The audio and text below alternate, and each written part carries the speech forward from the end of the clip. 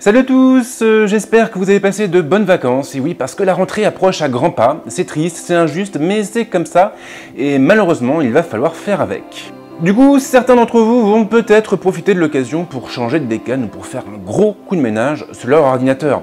Et dans ce cas, la question qui va se poser, ça va être de savoir si vous passez ou non sur Windows 10.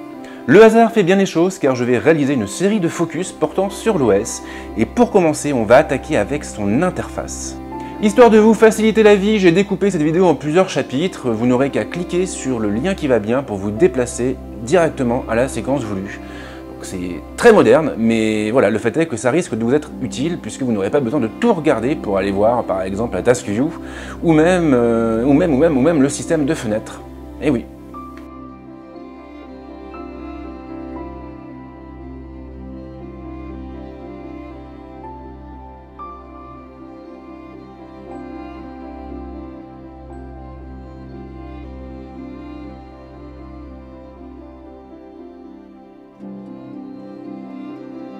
Windows 10 marque le grand retour du menu démarrer qui avait malheureusement disparu avec Windows 8 et Windows 8.1.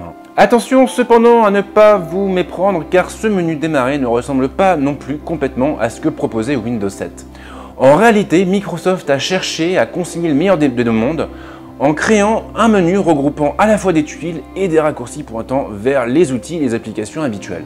En gros, le menu démarrer se compose de deux zones distinctes. À gauche, on va retrouver les menus habituels et on pourra ainsi accéder aux options relatives à la session, à la liste des applications les plus utilisées et même à des raccourcis pointant vers l'explorateur de fichiers et les paramètres. Sur la droite, nous allons retrouver ces bonnes vieilles tuiles dynamiques. Grâce à elles, nous pourrons avoir un aperçu de nos mails ou même de la météo du jour sans avoir besoin d'ouvrir les applications associées. Nous serons aussi libres de les disposer à notre guise et nous pourrons même modifier leur taille à la volée en effectuant un clic droit ou un appui prolongé sur l'élément de notre choix.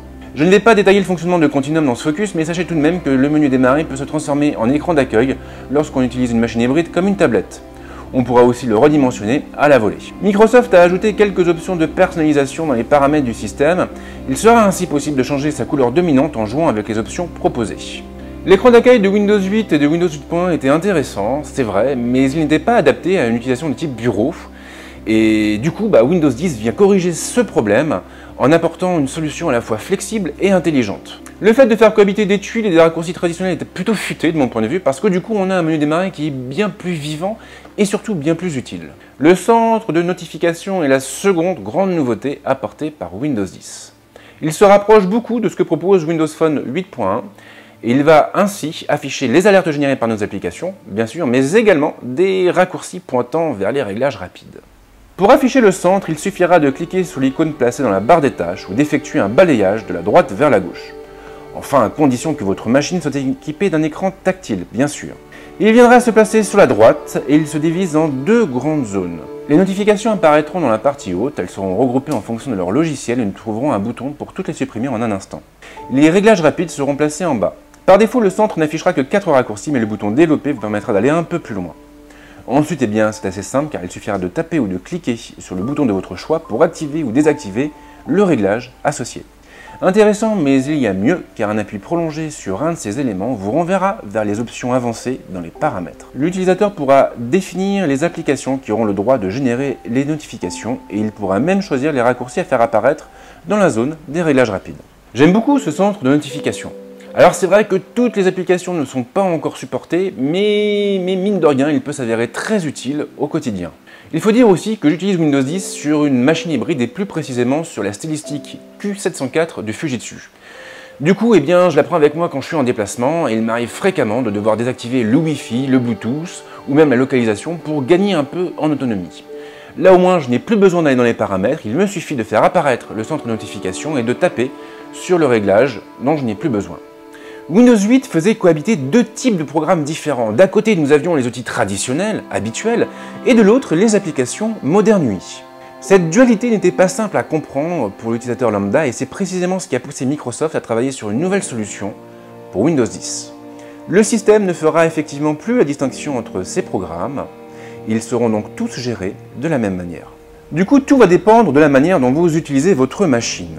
En mode bureau, les programmes s'ouvriront dans des fenêtres volantes que vous pourrez disposer comme bon vous semble. Si vous basculez en mode tablette, alors elles s'afficheront en plein écran comme elles le faisaient du temps de Windows 8 et de Windows 8.1. La gestion des applications est un peu plus souple aussi puisque vous pourrez épingler jusqu'à 4 fenêtres à l'écran, une dans chaque coin. Et le plus beau dans l'histoire, c'est qu'il n'y aura aucune limitation en termes de diagonale. Si vous avez envie de placer 2 fenêtres côte à côte, eh bien il suffira de glisser la première vers le bord de l'écran. Windows 10 affichera alors des vignettes dans la partie de gauche et vous n'aurez plus qu'à taper sur un élément pour épingler le programme associé. La barre des tâches se rapproche beaucoup de ce que proposait Windows 7 avec un petit truc en plus. On trouvera à droite du bouton démarrer un champ de recherche donnant un accès direct à Cortana.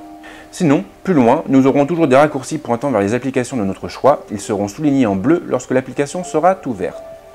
Il y a pas mal de changements du côté des applications et des fenêtres donc. Je reviendrai sur ce point dans mon focus sur Continuum, mais Windows 10 fait aussi la part belle aux applications universelles. En utilisant les outils proposés par Microsoft, les éditeurs vont donc avoir la possibilité de créer des programmes qui s'adapteront automatiquement au type de terminal utilisé.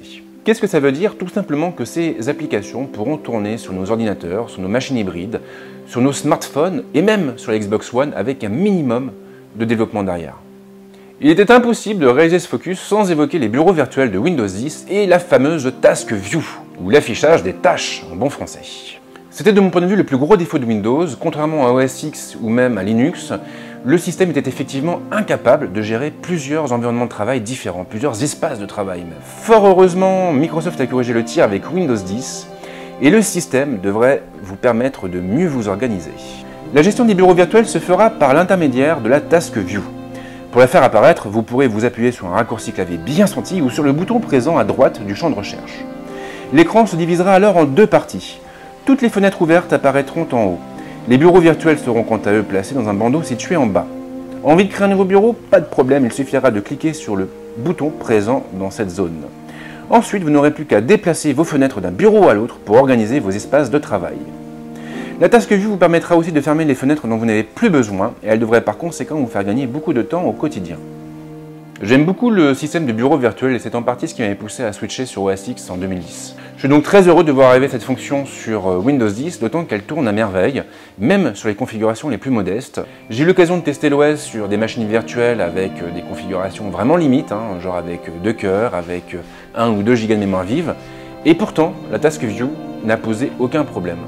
Ce focus touche à sa fin, j'oublie sans doute plein de choses, mais au moins cette vidéo vous permettra d'avoir un tour d'horizon complet des nouveautés apportées par l'interface de Windows 10. Dans les prochaines vidéos, je vous parlerai de Continuum, de Cortana, mais aussi du nouveau navigateur maison et donc de Microsoft Edge. En attendant, si vous avez des questions, les commentaires sont là pour ça, et surtout n'oubliez pas de vous abonner à ma chaîne pour ne pas louper mes prochaines vidéos.